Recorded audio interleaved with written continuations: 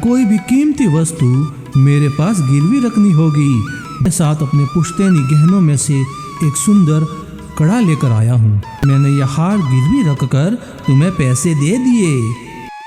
मुझे जो धन मिलने वाला था वो मिल गया, इसीलिए मैं आपकी रकम वापस देने के लिए आया हूँ। सेठ जी, रुकिए सेठ जी, मुझे लगता है आपसे कोई गलती हो गई है। ये वो कड़ा नहीं है जो मैंने आपको दिया था।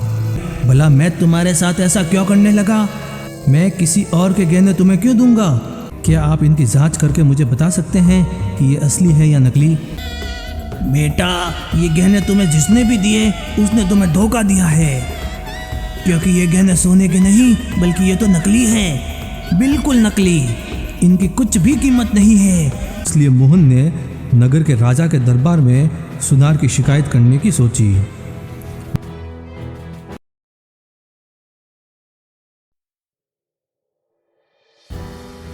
वो तत्काल नगर के दरबार पहुंचा और राजा को शिकायत करते हुए बोला, महाराज, मेरा नाम मोहन है और मैं एक मजबूरी के कारण अपने दादाजी के पुश्तैनी गहने धर्मवीर नाम के एक सुनार के पास गिरवी रखकर उससे कुछ धन उधार के रूप में लिया था। इसके बाद मीर ने अपनी सारी आप बीती राजा को सुना दी। महाराज ने उसी समय धर्मवीर सुनार को अपने दरबार में बुलाया। फिर उससे प्रश्न किया, धर्मवीर, यहाँ पर जो नौजवान तुम्हारी शिकायत लेकर आया है, तुम्हें इसके बारे में कुछ कहना है?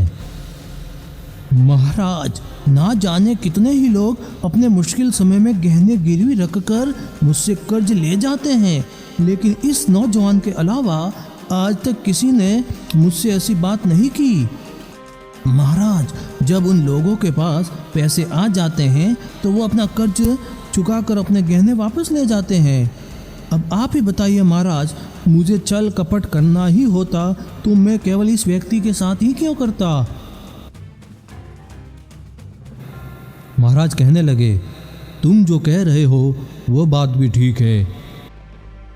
फिर महाराज ने मोहन से कहा, मोहन, इस व्यापारी ने तुम्हारे साथ छल किया है, क्या तुम्हारे पास इस बात का कोई सबूत है, कोई गवाह है? मोहन कहने लगा, महाराज, जो गहने मैंने इन्हें दिए थे उन पर मेरे दादाजी का नाम लिखा हुआ था और वो शुद्ध सोने के थे, लेकिन कर्जा चुकाने के बाद इन्होंने मुझे नकली गहने दिए। जब मैंने ये गहने दूसरे जौहरी के पास जांच करवाए तो उस जौहरी ने मुझे बताया कि वह गहने नकली है और उन पर मेरे दादाजी का नाम भी नहीं लिखा हुआ था। अब आप ही बताइए महाराज, इसके अलावा और क्या सबूत दे सकता हूँ? महाराज ने सुनार से पूछा, धर्मवीर, मोहन ने जो कहा है इसके गहनों पर इसके दादाजी का नाम लिखा हुआ था, क्या यह सच है? सुनार कहने लगा, मुझे इसके बारे में कुछ भी नहीं मालूम। गहने देते समय इसने ऐसी कोई भी बात नहीं की थी और ना ही मैंने इस बात पर ध्यान दिया था।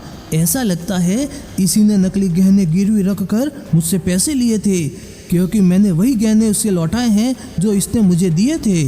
मैंने कोई छल नहीं किया महाराज, बल्कि उल्टा इसी ने मेरे साथ विश्वासघात किया है। नकली सोना देकर इसने मुझसे कर्ज लिया महाराज।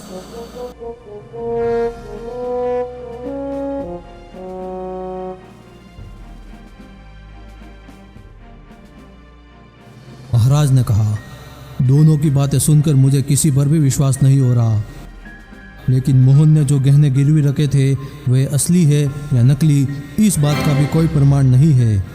इसलिए तुम दोनों यहाँ से जा सकते हो। परिस्थितियों को देखते हुए महाराज ने बिना कोई फैसला किए उन दोनों को वहाँ से जाने का आदेश दिया। महाराज की बात सुनकर सुनार तो बहुत खुश हुआ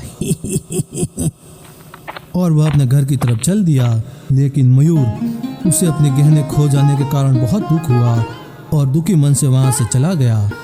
उन दोनों के जाने के बाद महाराज ने अपने मंत्री को अपने पास बुलाया और कहने लगे, मंत्री जी, आज दरबार में इन दोनों का जो मामला है उसे सुनकर मैंने कोई निर्णय नहीं दिया, लेकिन मुझे अनुमान लग गया है कि इन दोनों में से किसके साथ न्याय हुआ है और किसके साथ अन्याय। मुझे तो पूरी तरह से उस सुनार धर्मवीर पर संदेह है, वही बेईमान है आपका इस बारे में क्या विचार है मंत्री जी? तो मंत्री कहने लगा, महाराज, आपके पास इस समय किसी भी तरह के कोई प्रमाण नहीं है, तो आप क्या मुझे ये बता सकते हो कि आपको सुनार पर संदेह क्यों है?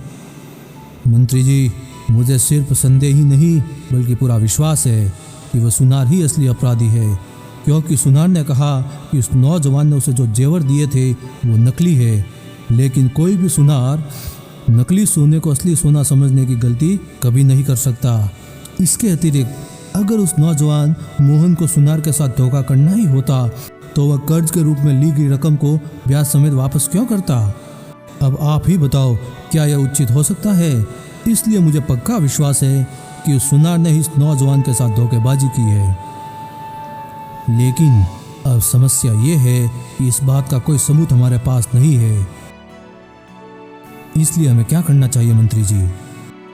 मंत्री कहने लगा, महाराज, जिस प्रकार आप बता रहे हैं मुझे भी उस सुनार पर ही संदेह हो रहा है।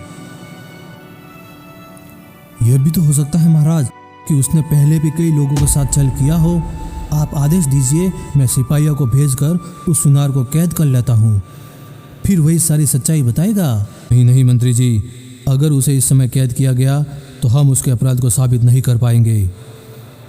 मैं चाहता हूँ कि हम उसे रंगे हाथों पकड़े, इसलिए हमें सुनार की वह पेटी बरामद करनी होगी जिसमें वह सभी गहने सुरक्षित रखता है। तो कुछ ऐसा किया जाए कि सुनार की वह पेटी हमारे राज दरबार तक पहुँच जाए, तभी हम उस सुनार की बेईमानी को साबित कर पाएंगे। महाराज ने अपने मंत्री को सारी योजना बताई। सारी योजना जानने के बाद मंत्री कहने लगा, सचमुच महाराज, आपकी योजना के अनुसार यदि कार्य किया गया तो अवश्य ही वह बेईमान सुनार रंगे हाथों पकड़ा जाएगा।